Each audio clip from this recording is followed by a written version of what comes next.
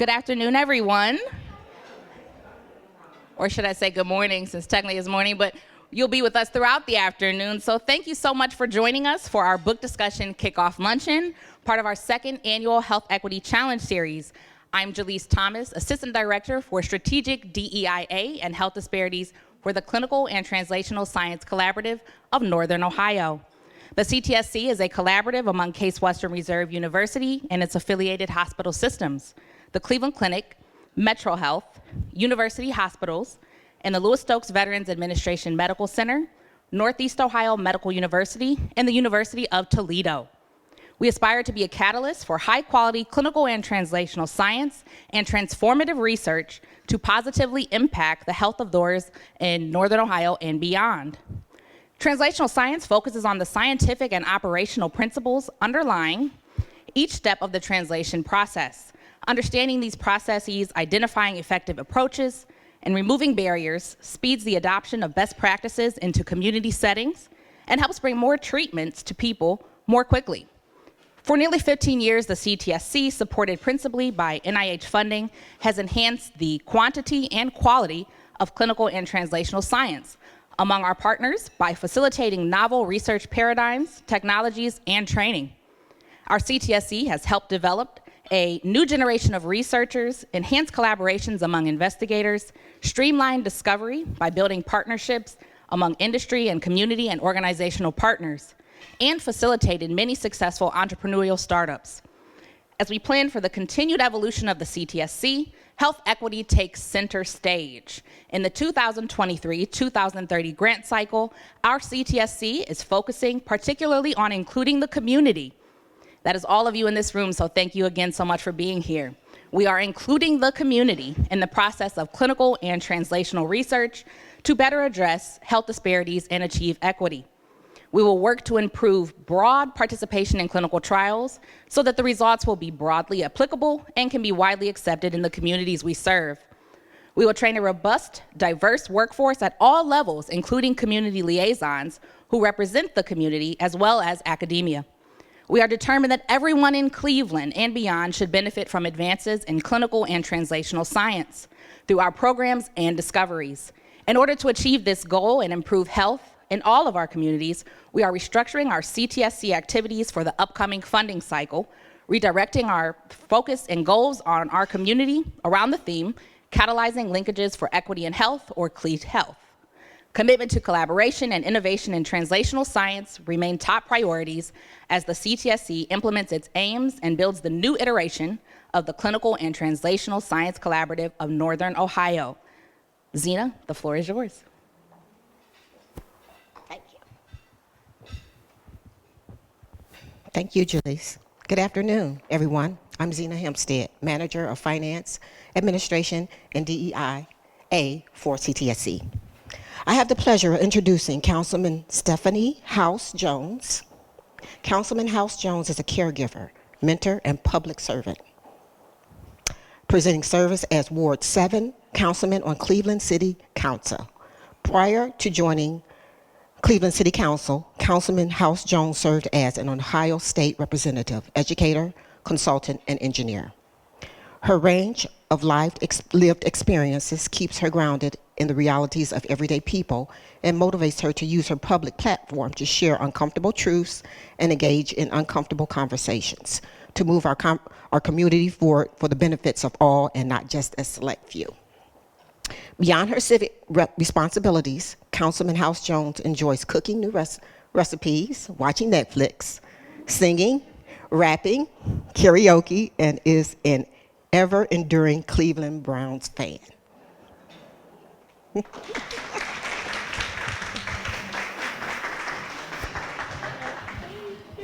Thank you.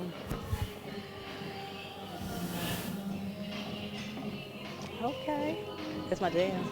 So this is something, I love the thing where like, people was like, what's your walk-on song? And I was like, huh? What you mean? And so I was like, I'm thinking, but you know, it's all about Beyonce. So I was like, I like this song. It's I Am That Girl by Beyonce, because I feel like I am that girl. And everybody in this room, when you listen to it, it's like, yeah, I got that vibe. So good morning, everybody. How's everybody feeling? Good. Well, first and foremost, I want to thank CTSC Assistant Director Thomas. I know she's been wrangling me, give me an order. But really thank the planning team for just extending an invitation for me to just bring some remarks as we just listen to Dr. Cooper Owens. I mean, I'm just very, very, very, very excited to have her here in Cleveland and just to listen to the thought process. I can tell you it's amazing. My transition from being a state representative to a local legislator, being a councilwoman, has been, I always say that I really learned about democracy being in the State House. And now coming to Cleveland City Council, it's amazing how you are in the bubble. You know what I'm saying? It's just like I have, at times, people be like, well, why you don't go to this? It's like, it is overwhelming at times. You know what I'm saying? I have found myself, I'm recently married, like 3 weeks in, whoop, whoop, whoop, whoop, whoop. And so when you take time off, so I was very intentional. I took 2 weeks off. And, you know, that's like unheard of, being in public service, just in life. You know what I'm saying? Like when you really just take time off, I did not answer my phone. I did not take text messages. I did not take emails. Hence, I got like 2,000 emails that I need to figure out. So October is going to be catch-up October. But a part of that time, I did utilize it to, read Dr. Cooper Owens' book. And, you know, when I was talking about being in the bubble, sometimes you just don't know what's going on, right? You don't know what's going on. You don't know what people are reading, but it gave me a chance to take it in. And I will tell you, I'm like, for me, it was just such a heavy read. I mean, it's the heaviness of it, right? And it really got me to this place of like really questioning what you think you know.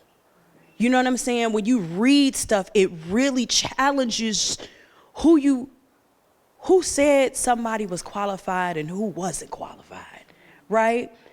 And being a legislator, and one of the reasons why, because people always want to know, well, why did I make this choice, right? Because usually you're at the State House, you think about going to Congress and all this type of stuff. And I was very purposeful in saying, no, I wanted to come back home because, you know, all politics really is local. There are things that we can do to help change the narrative. And I always talk about, I am here to change this system. You know, I ask people this question, in what year were our laws in the city of Cleveland, the state of Ohio, the United States of America, and what year were they actually created to invest, lift up, protect, nurture Black women? And what year?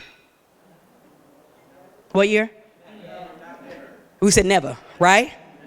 Never, ever has it has not come. And then when this case, well, I asked it, and what year were the laws created, and, you know, for Irish American women, right? Can't really think of it. It might be something, because some people have been able to assimilate a little bit. So that's why I'm here, right? You read Medical Bondage, and you understand that it is by the grace of God that we are here. We are sane. We are sane. Like it is, I mean, it's just a heaviness, you know? And so for wherever you find yourself in this space, whether you are a student, practitioner, a researcher, wherever you find yourself, I'm gonna say thank you. We got work to do.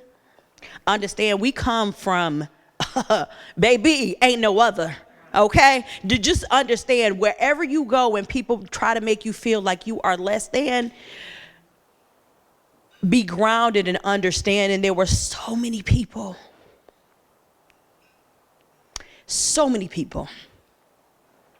names you will never know,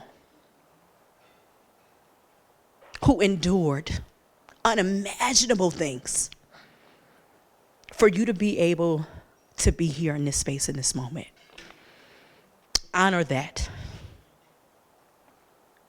When you show up, be very assured of yourself and your skill set when you are challenging things that you know are not right.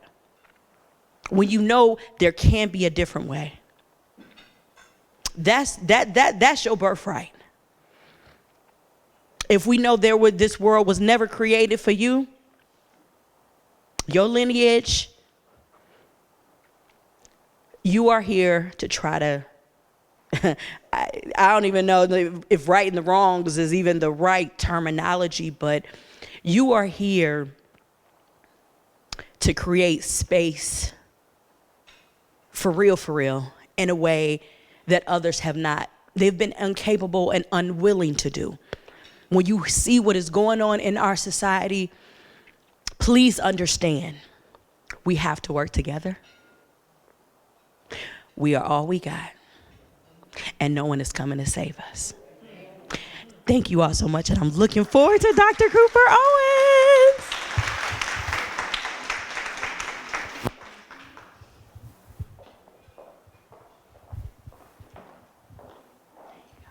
Thank you so much, Councilwoman Howse-Jones. Feeling inspired. I feel the energy in the room. I have the distinct pleasure of introducing our guest speaker, Dr. Deirdre Cooper Owens. Dr. Cooper Owens is an associate professor of history and Africana studies at the University of Connecticut. Before her most recent appointment, she directed the program in African American history at the Library Company of Philadelphia and headed a medical humanities program at the University of Nebraska, making her one of 2 Black women in the nation to have held that post. A popular public speaker, writer, and reproductive justice advocate, Dr. Cooper Owens has published both scholarly and popular pieces on issues that concern African American historical experiences and reproductive justice. She is an Organization of American Historians Distinguished Lecturer, a past American College of Obstetricians and Gynecologists Fellow, and has won several prestigious honors and awards for her scholarly and advocacy work in history and reproductive and birthing justice. Her first book, Medical Bondage, Race, Gender, and the Origins of American Gynecology, won a Darlene Clark Hine Book Award from the Organization of American Historians as the best book written in African American women's and gender history. It has recently been translated into Korean and will be translated into Brazilian Portuguese this year. She is currently working on a popular biography of Harriet Tubman's that examines her life through the lens of a disability and monograph about the history of race, medical discovery, and the C-section. Dr. Cooper Owens. We also have the privilege of welcoming Carmen Blackwell, WKYC Channel 3's anchor, for our Q&A. We'll ask a couple of formal questions first, if you will, and then if you have any questions, I'm happy to walk the mic over to you. Thank you, Carmen. Thank you so much. Everybody, thank you so much for being here and listening to Dr. Owens today. It's a pleasure to be here in your presence. I want to start our Q&A portion of this afternoon by just saying thank you for being here. Because you being here, and I think you can agree, Dr. Owens, it means that usually we're used to being in rooms where racism is uncomfortable, but we know it's there, right? It's like the elephant in the room that nobody really wants to address. But you're here because you're a truth seeker, right? And because you want change. And it starts by making sure that we're doing the research. And it also starts by making sure that we're staying educated. And we learned a lot today. And we will continue this conversation. And that starts by us breaking down your book, right? So let us begin. You talked a lot about your book, the findings and the teachings of this. But I think the most important question that we want to start with is, what was your inspiration behind writing and compiling this book, the research that it went into it, and the time it took? Ooh, thank you.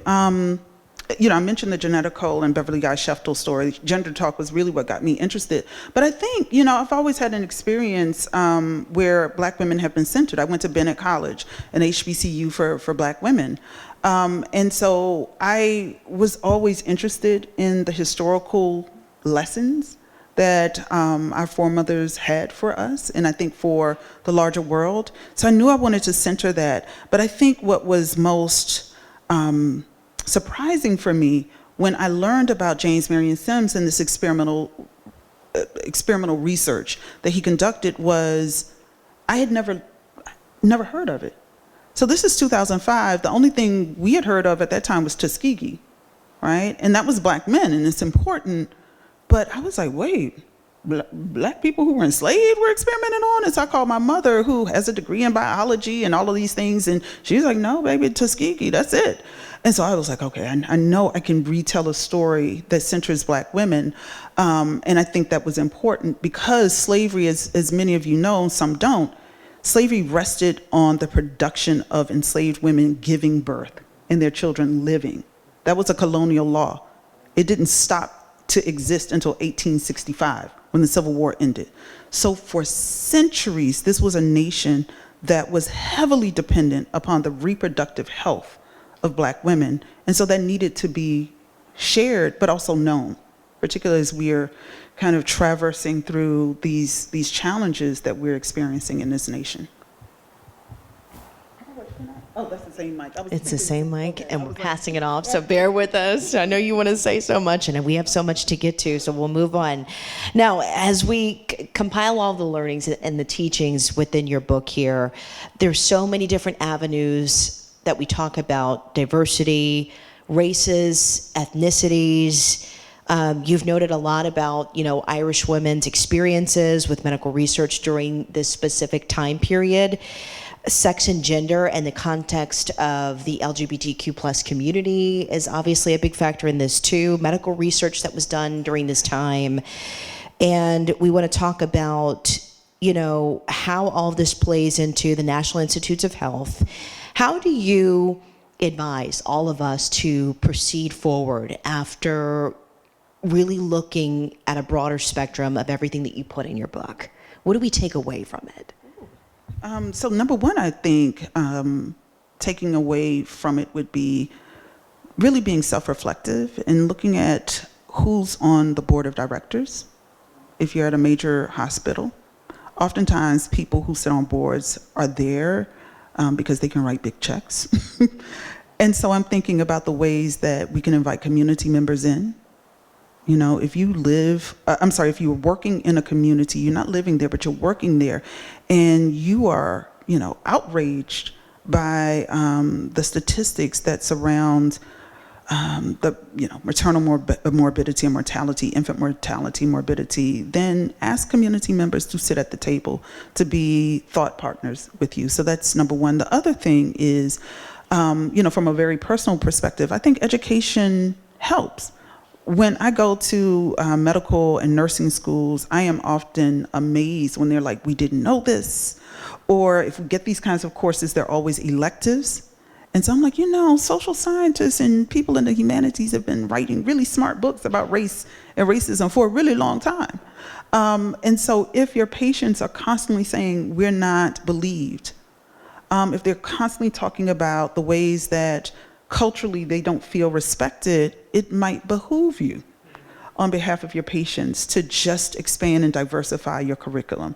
And so those are just two. I can talk a lot about this, but I really think changing and I'm pun intended, the complexion of the board of directors with community members is important. And then educating yourself. Thank you for that. So we moved on to kind of looking at this 2022 article. It was reported in Stat News, and it details racism that can lead to people of color, having some difficulty sleeping, which we all know is a real issue, especially for me, and how that puts, our Black and brown Americans at a huge health risk. So when we think about epigenetics, which is something that you've talked a lot about, what insights can we take away from your book or learn from the treatment of enslaved Black people and how that's trickled down to Black and brown folks today? Ooh, that's a wonderfully layered question. So first, let me say with epigenetics. So I always get this question now, and it's the whole, for people who don't know that term, that you are essentially carrying trauma that's passed down from generations before. But I always have to make a tweak. It doesn't change your genes. It's about gene expression, which can be repaired. So a large part of this, and this is just real, this is not shade to anybody, but for many folk, they've heard of the traumatic slave syndrome. In fact, she's going to be at Michelle Browder's Mothers of Gynecology conference. And Joy DeGruy, who wrote that book, talks about this, that we're the only race, and I say we, meaning Black people, the only race of people who carry this. And I'm like, in some ways, that's a mistake, because that's setting up Black people as if we're distinctive human beings, which is a large part of that 18th century medical science I'm trying to debunk. This is the thing about human beings. You can literally change, your gene expression is going to return to normalcy. That's how the human body is made. It's always about regeneration. The studies that have been done have typically found that, especially with Holocaust victims, the other studies have been done on lab animals like mice and those kinds of things. When they're undergoing this severe trauma, the Holocaust, right, being starved, war, experiencing that in ways that many of us can't imagine, your body goes into protective mode. And so the gene expression changes. It adapts. That can last anywhere from 2 to 4 generations. And then it reverts back to its original state. I'm trying to say it in as accessible way. So to constantly think that the Black body is somehow biologically engineered differently because of racism, and I'm saying, other people undergo racism too. Even in all Black spaces. When I lived in South Africa, when did I move? In 2000. It was a majority Black space. The racism was incredible. There were people expecting me to literally jump off the sidewalk. I don't know how many shoulders I bumped, right? And I was only 120 pounds back then, but I'm not a fighter, but I was ready to fight because they kept trying to knock me off the sidewalk. But real talk, the studies don't show the same kind of detrimental effects. So what I'm saying is, are African Americans a different subset of human beings? No. And so once again, you have to be very careful when you make these kinds of statements without contextualizing. So that's my kind of longer way of saying, yes, we are carrying a lot of this, right? Because I don't think this is a country that is open and honest. There's no truth and reconciliation like South Africa did. Look at what Germany did in terms of reparative justice with Holocaust victims and their descendants. That hasn't happened in this country. We got an apology from Bill Clinton about slavery in the 1990s. But those are things that this country is unwilling to talk about. So of course you're going to carry this. I mean, there's not a Black woman I know who doesn't suffer from insomnia. And when you start to think about the ways when you have a career and all that comes with it, when sometimes you're the only person who looks like you in the room, our health is more at risk. All the stats have shown if you're a Black woman with a PhD and you are pregnant, it's in fact more dangerous for you to have a baby than other Black women. So, I think that the ways that we combat this are through the kinds of institution building. This is why I always end my talks with the ways that Black women in particular are holding space for each other, but safe spaces. Not that you just created something, but is it a safe space? Is there a kind of wellness pod for you to be able to go into that and to breathe? Do you have healthy foods? Are you in an environment where there's not environmental racism? There are all kinds of ways we can combat the messages we receive in our homes. I don't look at things with anti-Black messages in my home. That's for my own sanity. creating a community of supporters where you laugh, all of those kinds of things. We can't necessarily change the ways that some folk act in the world, but we can create protective measures for ourselves. And so for me, I think that's the most important. You couldn't have put that better. Our next question is, we want to talk about the process of translation, right? Which I'm going to let you explain for all of us. I study dead people. They can explain translation. Okay. I had to learn about it getting here. Okay. All right. Well, we know. I'll explain it for you. Okay. I got you.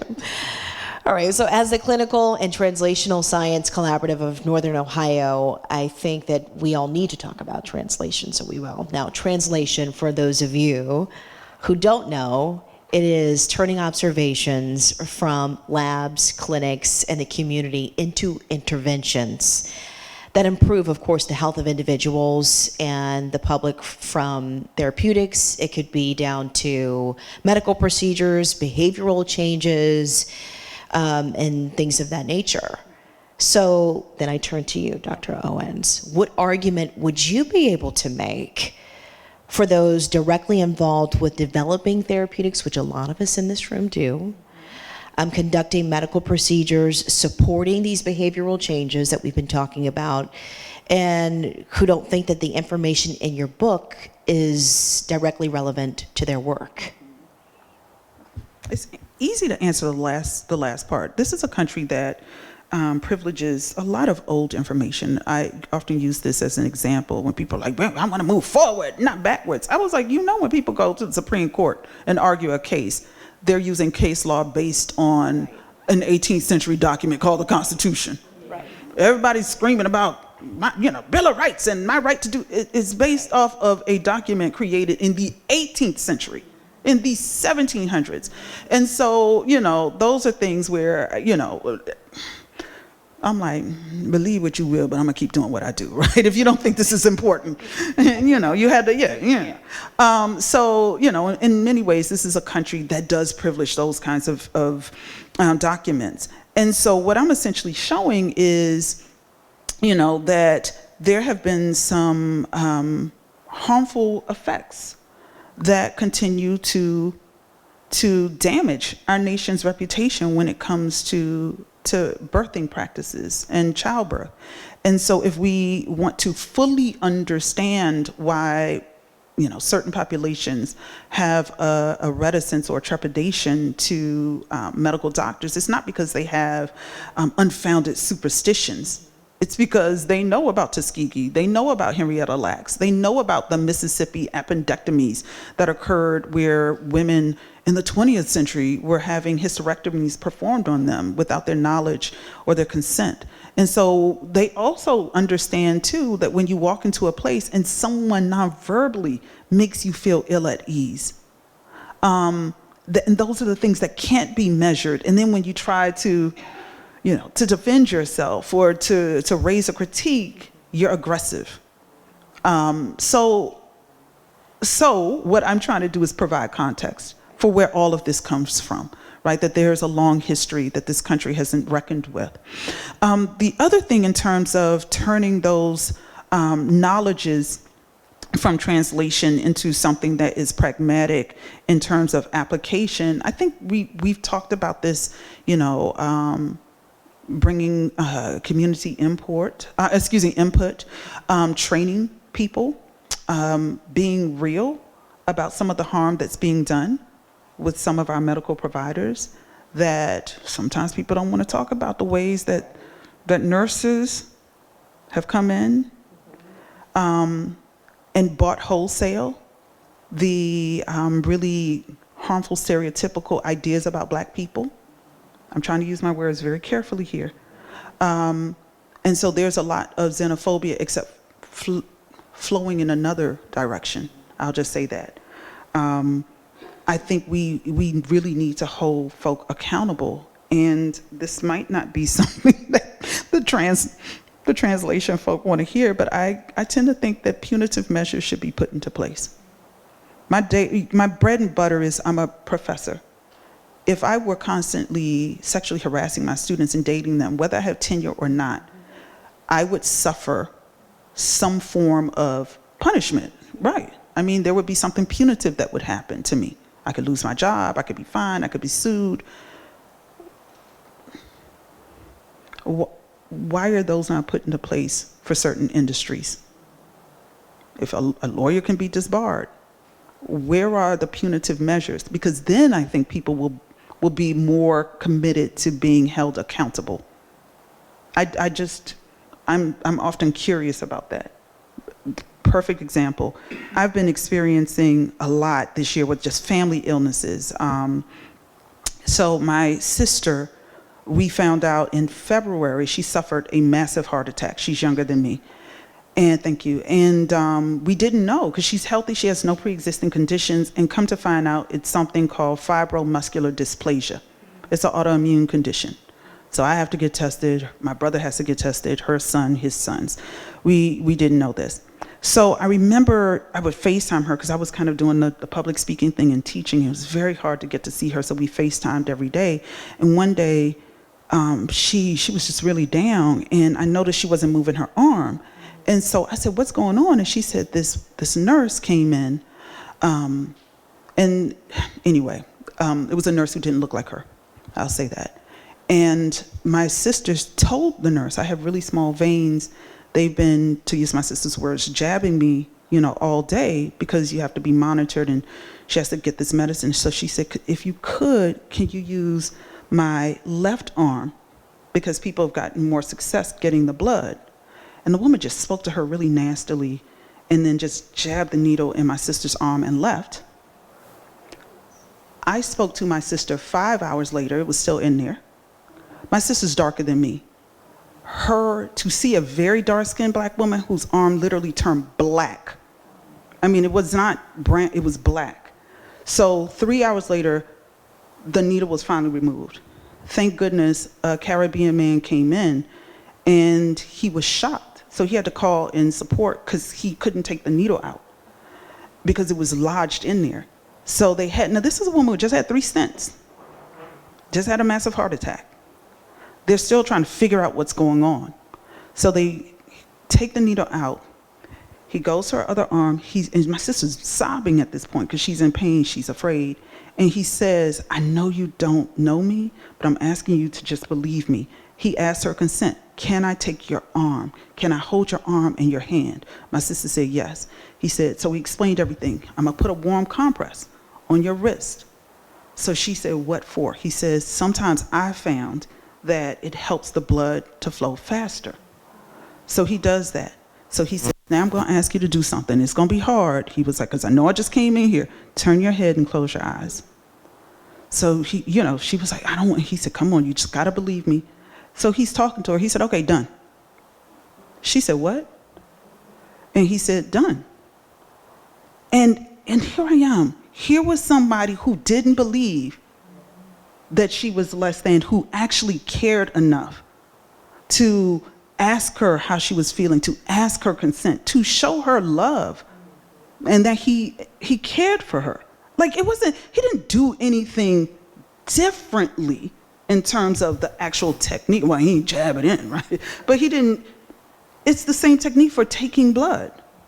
And yet, look at how when he humanized her, and then I said, "Adrian, please, next time I go to DC, I was like, I'm going to have to find that man and hug his neck." I was like, because they're still working on me. I wanted to fight the lady. I grew up in Southeast DC in Anacostia. So the hood part of me was trying to reconcile the PhD part of me. But I was like, please tell him thank you. And he got her name, the woman who did that to my sister. He got her name because he knew that there was a practice of her treating certain kinds of patients that way. And so I'm always about accountability, snitching when it helps to save lives, and the fact that this man showed her compassion. And yes, she had to wear I'm old school, so I call it a sling for 6 weeks. Afterwards, we are looking into litigation, just know that. But had that woman come in and saw a human being as opposed to a black woman who she had been trained to believe all these negative and harmful things, all of that could have been avoided. And so I think it's a universal story. People just want to be respected. That's how you put it into practice. You treat people with respect and with kindness, particularly when they are at their most vulnerable. And illness makes you vulnerable and fragile. Thank you for sharing that with us. I know that that was personal for you. Wow, we've got a lot to take in, but we're going to open up the floor now just for some questions from all of you. If you have any questions for Dr. Owens, please raise your hand right here in the front. All right, I'm Mary Louise, I'm psych-NP, and I am so happy I said today. You're inspirational, you're motivational, and you know, sometimes it's like I question some of the things I do because I do question the institution. I believe that I told someone, I said, you can't teach me to fight the system and then come to the band, because then I'm confused. You gave me education for all of this, and this is how you beat back the roots and, you know, input output, then you're like, be quiet. And so I have a couple of questions actually. One is not just on the white side, even on the black side. It's like when black people, professionals, put their white coat on, they become might as well do the same thing. You know, the color of clothes, the even association just goes away. And I'm like, I think there's a fear, I guess sometimes, I'm like, oh, I'm gonna lose what I have. So how do you, so I have a problem, because I don't have kids, so I guess I figure if I start with only me, I have friends and I'm not gonna do it, right? But what about people who may not have that community of support? How do we like encourage them? Or I've had people who look at me and tell me to be quiet because they're embarrassed by me because I do speak up. And I'm like, if I was a white male, it would not be an issue at all. But I'm a black female and I do speak up because I'm like, we're dying. 2023, everything that we've done thus far is not saving our lives. We're worse now than when I was a child. You know, so outcomes should not, I mean, we're going backwards. And Ohio is horrific. Ohio, if you look at our outcomes across the nation, I was shocked that some of the southern states are better than us. I'm not gonna lie, I'm scared. All the southern states are worse than us. No, they're not. So that's my question. No. I told you I could let them know. I'm having a beauty malfunction. This is why I'm gonna just take them off. It's just a beauty malfunction. Thank you. So I wasn't crying. I was listening to you. I promise you. I've been listening to everything. Thank you, Mary, for sharing.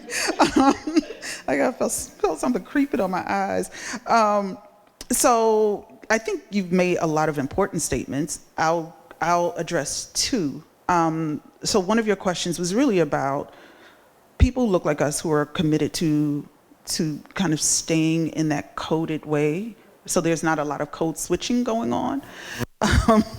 And so, you know, I remember that stat that I offered with Rachel Hardiman, it's only 50%. It's not 100%, right? I just moved from Lincoln, Nebraska, and it was the first time in my life where I met Black people who did a lot to run from other Black people and to share community.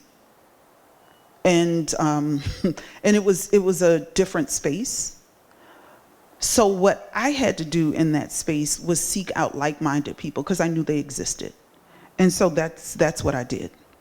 In those moments, sometimes people have made their choices. That doesn't even mean you have to respect it, because I didn't respect their choices. So I just moved past them to go to the spaces that I knew were healthy, and that shame was not part and parcel, you know, of those places.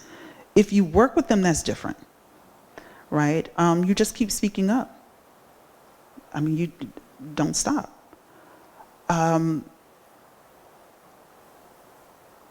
There are lots of troubling things that you mentioned with that. You know, chastising you for speaking up on behalf of others is incredible to me. When I worked at the Library Company of Philadelphia, the only people who really know about that place they tend to be other academics. And a really small portion, like academics who deal with the colonial world. But the Library Company of Philadelphia was not meant for someone like me to be an administrator. I loved it, actually. I worked there for 5 years, but I had to give it up because I had too many jobs and I was tired. But the Library Company of Philadelphia, founded in 1731 by a guy you might have heard of, Benjamin Franklin. It was the country's first Library of Congress, and it is the country's oldest cultural institution. So it was very waspy.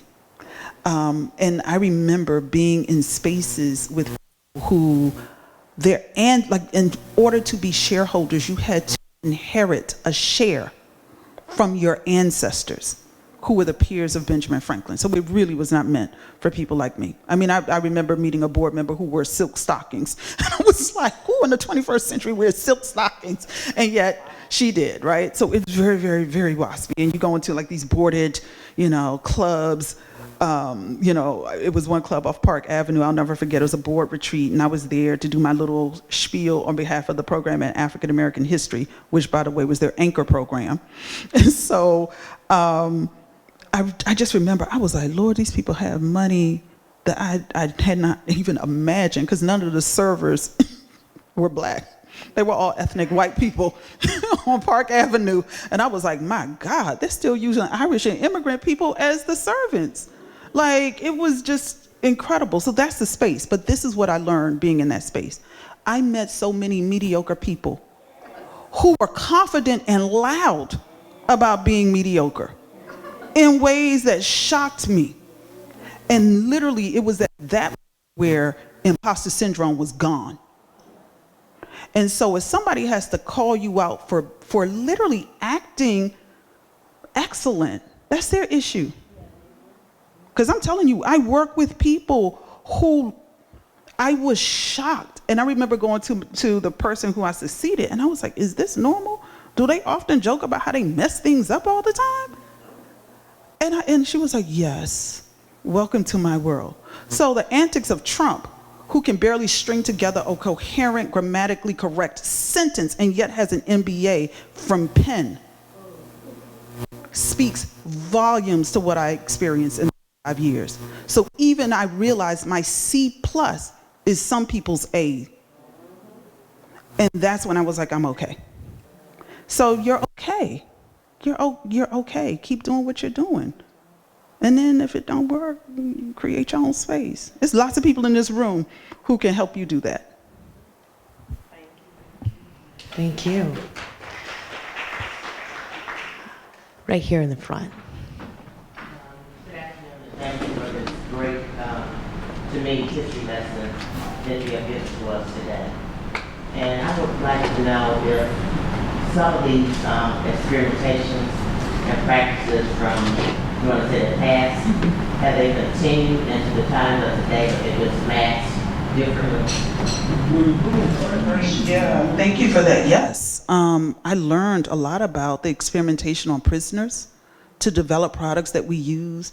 No Cry, baby shampoo, Johnson & Johnson, another, working in Philly, you learned a lot, out of UPenn's hospital center. One of my mentees, a guy, wonderful young man, because I also do the history of medicine, most of my mentees happen to be young white men from like Columbia and Harvard and Princeton, because there are just not a lot of people who look like me in this field. And so to mentor them, I'm very specific. Y'all gonna have to learn some Black history and read books by Black women. So when I was in Philly, I think this happened about 2 years ago. Remember the MOVE explosion that happened in Philly? It was an explosion where Wilson Goode, a Black mayor, essentially okayed the bombing of the MOVE house with children, like women, children, men, right? And so anyway, the remains, instead of going to some of the family members of people, being allowed to bury those who were slain, the University of Pennsylvania continued its practice of essentially taking the remains of Black people. Back in the 1700s, 1800s, 1900s, they called it grave robbing. So essentially, this was a 20th century grave robbing. They took the remains and literally they taught their med school students using the remains of these children. It didn't come to light until the 21st century. So I got my mentee, because I was like, I can't do this, but you wrote a whole book about it. So you go, and I want you to do the consulting work and make sure they pay you. Right? And so the city of Philadelphia essentially sued the hospital. Those kinds of practices, once again, vulnerable populations, continues to happen. It was only because of the whistleblower in the Tuskegee case where we started to get protections with IRB and biomedical ethics started to be integrated into those practices. But unfortunately, these are the kinds of things where you think it's over and then you discover something new. And what I'm realizing with a lot of it, it tends to be with a lot of the prison population. And of course, I mean, we've heard about some of the atrocities that happen with immigrant women who are held in these detention centers as well. So, yeah. Next question. Right here, down the middle. Me? Yes, you. Hi, my name is Rachel Pope. I'm a gynecologist, and I'm actually a fistula surgeon, so I dedicate my life to. So I wanted to thank you in such a huge way because I've been learning about Sims and his contemporaries for probably the last 20 years, but your book is so wildly, incredibly done. Your research just blew me away, and I feel like we should all be required to read this in our residency programs because it's massive. But I kind of wanted to just bring up the global context. You know, there's 2 million women living with fistulas today, mostly in sub-Saharan Africa, probably 100,000 more to develop them. Totally preventable, treatable. And I spent 4 years living in Malawi, not that far from South Africa. And so much of what you wrote about kind of brought me back there, thinking this is happening today. And what do we do? Because I find it so overwhelming. And first of all, maybe you could write a book about it. After the C-section book. But also just in terms of advocacy, you know, how to bring those women's voices to everyone's knowledge, so that they're not hidden, and so that we amplify them. How does it even begin? It's hard. Thank you. I know Oprah. This was years ago. Oprah did a show with the fistula hospital in Ethiopia. And that was kind of the first time where you had more mainstream American audiences who knew that this was a problem, but nobody linked it, you know, to the 19th century because it isn't common here anymore. Because of the surgical reparative technique that Sims and his team came up with. What I would say is, you know, you just have to start speaking out about it more. I did a biomedical summit in Portugal with someone who also does fistula surgeries as well. And it was wonderful to be able to have that kind of platform, but it was only to medical students. You know, and even when the articles are published, most folk aren't interested because it's not sensationalist enough. But also you're not talking about women who they feel they want to protect. These are poor Black women or brown women if we're talking about South Asian, like Bangladesh, you know, where fistula problems are really prevalent. Uganda because of, you know, what happens to these young girls and young women because of sexual assault. We just have to be able to, I think, use a framework of reproductive justice, which is much more intersectional in its approach, and that this all matters when we're talking about the reproductive health of our most vulnerable citizens globally. So I would just say, you know, making those connections and seeing how, you know, what happened in the US on this really vulnerable group still has tentacles, you know, that have spread to the 21st century, and that it's all an interconnectedness. So yeah, I don't know though how we get the mainstream media. I mean, Oprah doesn't have a show anymore, right? I don't know how we get the mainstream media interested in this topic. Because when you hear women, that's all they think, oh, this is just for women. And then you put African in there, they're really not interested. So yeah, we just have to keep speaking about it. Any more questions? I'll take you right here in the back. You. Thank you so much for being here. I'm also a gynecologist at the clinic and really good feeling. And I was just wondering, in your book you highlighted the efforts for resilience and resistance that the women demonstrated. My question is, how hard is that information to find, and how important was it to you to include it in your book, and maybe share it? That That's a great question. This is something that I think a lot of people don't know, because when they hear you're a historian, they tend to think History Channel, and I'm like, no historian watches that, because it's all about aliens, and Nazi folk, who were in the Civil War, and you're like, the time frames are off. It takes a long time. Most of the people who win prizes in the history of slavery, there are 7-year, 13-year gaps with their books, because you're literally writing about people who didn't leave records. Right. And so you're trying to find, these fragments of information that can then be made into a sentence or a paragraph. And so it takes a really long time. Where I found those moments of resilience was typically how doctors would describe the ways that enslaved people interacted with each other. And so that let me know, they were having community right there. They were expressing love. There's this case of Nanny in the book where she dies after giving birth, and I'm gonna try and not move. She dies after giving birth, and someone, I don't know if it was an enslaved man or enslaved woman or a family member, but goes to the doctor and says, and this was really bold. I mean, Black people were not supposed to approach white people, right? Whether free or enslaved, you're not supposed to intentionally approach them. And yet this enslaved person goes to the doctor who's writing his notes and says, Nanny died because she bred too many children, and she was fragile. And I thought, if that is an instant of the community rallying behind her even after death, that shows, right, the how intact love and care and compassion was, then I don't know what else. But it was just in a case narrative, right? So he's just saying, in this, like in the case narrative, basically this pushy person comes and tells him this thing, but there was a reason that he wanted you to, or she wanted you to know that Nanny was fragile because she was made to have too many children, that she had too many pregnancies. And so the fact that the doctor included it was incredible to me as well, because he didn't have to. And yet there was something compelling enough in that exchange for him to do that. And so it often goes to the ways that I see Black people's, especially Black mothers, they are often critiqued in ways that are so unfair and unfortunate. Often our names, it might be a unique spelling of diamond. I remember I was a big sister in Charlottesville when I was doing my postdoc.